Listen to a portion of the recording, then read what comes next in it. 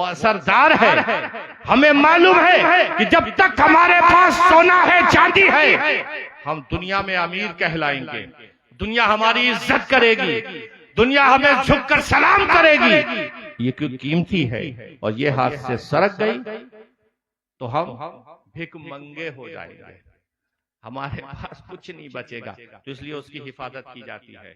एक दुनिया जैसी चीज की हिफाजत के लिए बड़ी बड़ी तिजोरियां और बैंक कायम कर दिए गए, और ईमान जैसी मजबूत चीज के लिए, जन्नत जैसी बेशकीमती चीज के लिए ऐ अल्लाह तूने क्या इंतजाम किया कि हम इसकी हिफाजत कर पाए।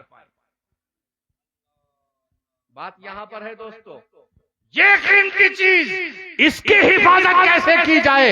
तो अल्लाह की तरफ से निदा आई, बंदे तू अपने इस ईमान की हिफाजत चाहता है तो ले आगे बढ़, व तू अज़्ज़िरूहु व तुबक्किरू। अगर इस जन्नत की हिफाजत चाहता है तो मेरे नाम की, मेरी जात की, मेरे रसूलों के नाम की, उनकी जात की इज्जत कर, एहतराम कर, रिस्पेक्ट कर, तेरी जन्नत की भी हिफाजत हो जाएगी तेरे ईमान। नारे तकबीर, नारे रिसालत, इस्लाह माशरा कॉन्फ्रेंस, सरजमीने निमला गांव। सुभान अल्लाह। अब बात इज्जत पर आ गई कि नबी की इज्जत करो, खुदा की इज्जत करो, उसमें उसके अस्मा की इज्जत करो, एहतराम करो, रिस्पेक्ट करो। सारी बात तो नबी की रिस्पेक्ट पर ही, सारा विवाद नबी के रिस्पेक्ट पर है, सारा झगड़ा दुनिया का नबी के रिस्पेक्ट पर है। अगर नबी का रिस्पेक्ट नबी के दौर ही में सब कर लेते तो दुनिया इस हशर पर ना पहुंच।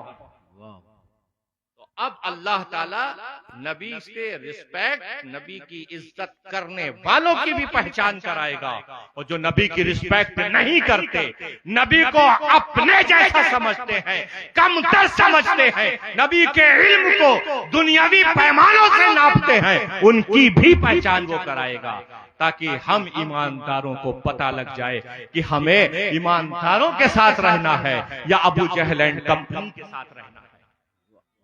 ये जरूरी था कि ईमान लाने के बाद ईमान की हिफाजत कराई जाए, और अल्लाह ने ऐसा करम किया कि जब ईमान की हिफाजत की बात आई तो रसूल के कदमों से जोड़ दिया, रसूल की अज़मतों से जोड़ दिया, रसूल के रिस्पेक्ट से जोड़ दिया, रसूल की सुन्नतों से जोड़ दिया, रसूल के अफ़ाल और अमाल से जोड़ दिया, रसूल के अरकात और सकनात से जोड़ दिया, रसूल की तालीम से जोड़ दिया कि इस तालीम से जुड़े रहोगे तुम्हारी जन्नत की भी हिफाजत होगी, तुम्हारे ईमान की भी। वाह वाह वाह, सुभान अल्लाह। नारे तकबीर, नारे रिसालत, अज़मत मुस्तफा, जानशीने हुजूर अशरफुल हुक्मा। अब हम नबी के कदमों से लिपट गए, हमारी जन्नत महफूज हो गई। अब जन्नत जैसी कीमती चीज हमसे कोई नहीं छीन सकता। क्यों? क्योंकि उसकी मिसालें हमारे पास हैं। बिलाले हबशी को जब तपती हुई रेत पर घसीटा गया, और घसीटा गया तो आपके तन बदन के कपड़े भी फट गए, जिस्म लहू लुहान हो गया, और उन जालिमों ने हजरत बिलाल से कहा, ऐ बिलाल अब भी तू पास आ जा, हम तेरी जान बख्श देंगे, यहाँ का वहां का फला ठिमाका तुझे बादशाह बना देंगे।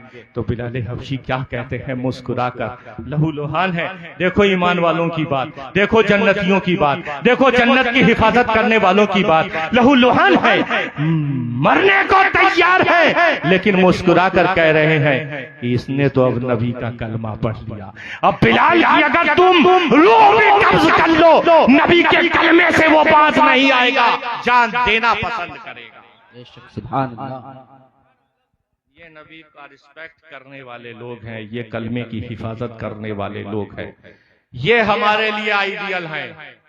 हमारे लिए वक्त का हुक्मरां, वक्त का दौलतमंद आइडियल नहीं है। और वो बिलाल जब जमीन पर चलते हैं तो उनके चलने की आहट अर्शे मुअल्ला पर सुनाई देती है। वाह वाह। ये है वो ईमान वाले, ये है वो कुरान वाले, ये है अल्लाह की जात पर फिदा और फना करने वाली अपनी जात को कि जब दुआ उठाते हैं हाथ के लिए तो जमीनें फट जाती हैं, अनाज पैदा हो जाता है, आसमान बरसता है, बारिश हो जाती है, कहत पड़ता है, दुआ करते हैं, हरियाली फैल जाती है। सुभान।